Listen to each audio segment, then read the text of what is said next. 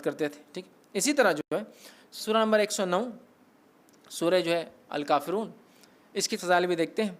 एक मरतबा सूरह अल काफिरून पढ़ने का सवाब 1/4 कुरान पढ़ने के बराबर है। जैसा सूरह इखलास को एक मरतबा पढ़ने का सवाब 1/3 कुरान पढ़ने के बराबर है, सूरह काफिरून के पढ़ने का सवाब 1/4 मतलब पाव कुरान पढ़ने के बराबर है। क्यों? इसलिए कि सूरह काफिरून में कुफ्र का रद्द है, कुफ्र का रद्द है ना।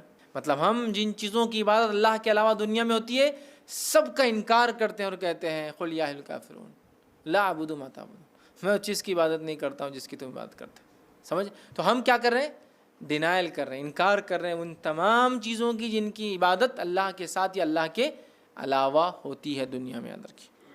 तो सूरतुल काफिरून की फ़जीलत है। और हदीस के अल्फाज से अब्दुल्ला इब्न अब्बास रज़ी अल्लाह अन्हुमा उस हदीस के रावी जामे तिरमिज़ी की रिवायत आपने फरमाया कहा कि सूरह इखलास 1/3 कुरान के बराबर 1/3 ऑफ द कुरान के बराबर है और सूरह काफिरून 1/4 1/4 कुरान के बराबर है, याद रखिए।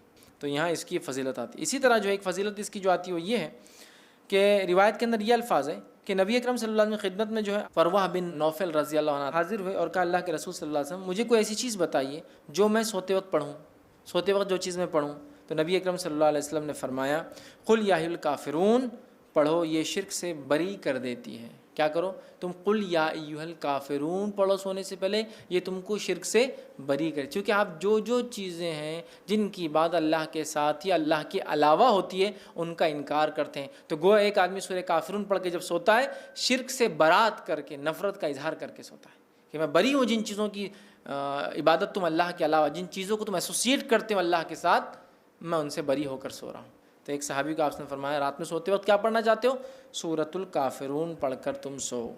इसी तरह तबरानी की रिवायत में आता है कि अली रज़ी अल्लाह फरमाते हैं कि दौरान नमाज नबी अकरम सल्लल्लाहु अलैहि वसल्लम को एक बिच्छू ने काट लिया। आप नमाज़ पढ़ रहे थे और तबरानी की रिवायत में आपको एक बिच्छू ने काट लिया। जब आप सल्लल्लाहु अलैहि वसल्लम नमाज से फारिग हुए तो बिच्छू को आपने मारा और कहा अल्लाह की लानत हो बिच्छुओं पर, ये नबी और गैर नबी किसको भी नहीं छोड़ते। अल्लाह की लानत हो बिच्छू पर, ये एक ऐसा जानवर है मूजी, ये नबी और गैर नबी किसी को नहीं छोड़ता है, सबको डस लेता है, उसमें तमीज़ ही नहीं है उसके अंदर।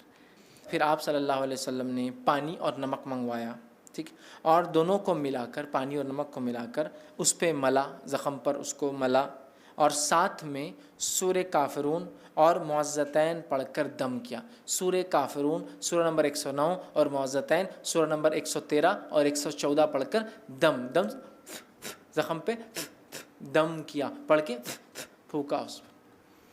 नमक और पानी ख़ुसूसियत रखता है कि जहर के असर को कम करे, ज़ख़म को भरे जो बिच्छू काटने से हुआ। और पढ़ने से याद रखिए जब सूरह काफिरून और सूरह फलक और सूरह नास पढ़ के आपने दम किया तो असर कम हो। एक रिवायत में आता है कि आपने सूरह इखलास, सूरह फलक और सूरह नास पढ़ी, ठीक है। तो इसमें हम ये कह सकते हैं चूँकि दोनों रिवायतें सही है तो हो सकता है एक वाक़े पे आपने ये पढ़ा हो या एक वाक़े पे आपने ये पढ़ा हो, अल्लाह आलम जो भी हो। चूँकि एक रिवायत में इखलास और मुअज़्ज़तैन और एक में काफिरून और मुअज़्ज़तैन के अल्फाज बहरहाल आते हैं, ठीक। इसी तरह जो है जामे तिरमिज़ी की रिवायत है बैतुल्लाह शरीफ का तवाफ़ करने के बाद 2 रकात नमाज से पहले नबी अकरम सल्लल्लाहु अलैहि वसल्लम पहली रकात में सूरह काफिरून और दूसरी में सूरह इखलास पढ़ते हैं। तवाफ़ कर लिया आपने, फिर आप मकाम इब्राहिम के पास जाते हैं जो 2 रकात पढ़ते हैं। तो नबी अकरम सल्लल्लाहु अलैहि वसल्लम का तरीक़ा रहा सुनना, ज़रूरी नहीं किसी को ना याद हो तो कोई मसला नहीं।